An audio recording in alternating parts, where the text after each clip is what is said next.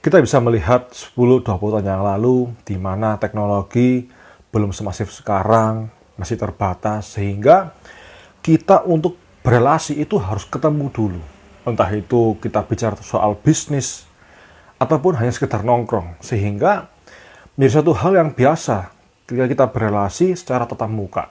Seiring berjalannya waktu, dengan teknologi yang semakin masif hari ini, membuat sesuatu yang dulunya terasa jauh, hari ini bisa terasa dekat.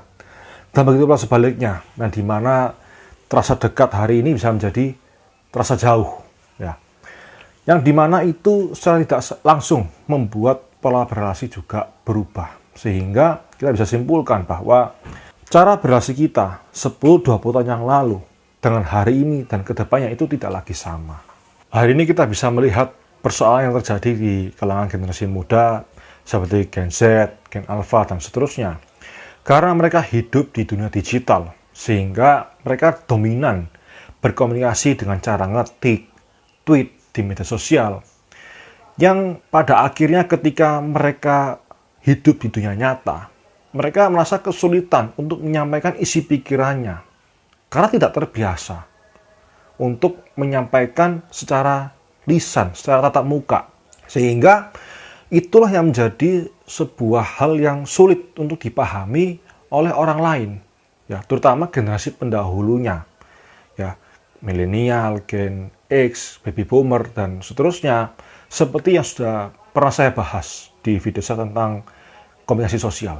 Dari persoalan yang ada saat ini, itu kita bisa simpulkan bahwa ada dua hal yang menjadi alasan seberapa penting kita harus belajar satu yang namanya berrelasi.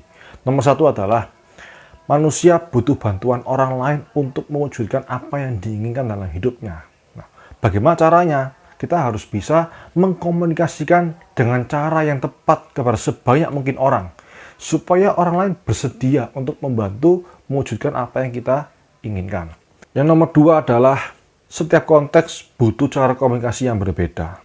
Contoh misalkan ketika ada seorang marketing presentasi bisnis kepada kliennya misalkan, tapi dia presentasinya pakai bahasa gaul, ya. Apa yang terjadi? Ya, si klien kemungkinan besar dia tidak respect dengan si marketing ini, karena tidak menunjukkan profesional dan tidak menunjukkan attitude yang sebagaimana seharusnya. Ya, pakai bahasa gaul, pakai bahasa slang, ya, dan lain sebagainya, itu tidak tepat, ya, untuk presentasi sebuah bisnis. Contoh berikutnya adalah ketika kita lagi nongkrong nih sama teman-teman, tapi kita pakai bahasa baku, pakai bahasa formal. Apa yang terjadi? Ya, kita akan kesulitan untuk diterima karena dipikir, wah, kita ini kaku, nggak fleksibel, ya, terlalu formal dan lain sebagainya. Sehingga kita pun juga sulit untuk bisa berbaur dan akhirnya bisa melebur, ya, dalam sebuah kelompok tersebut.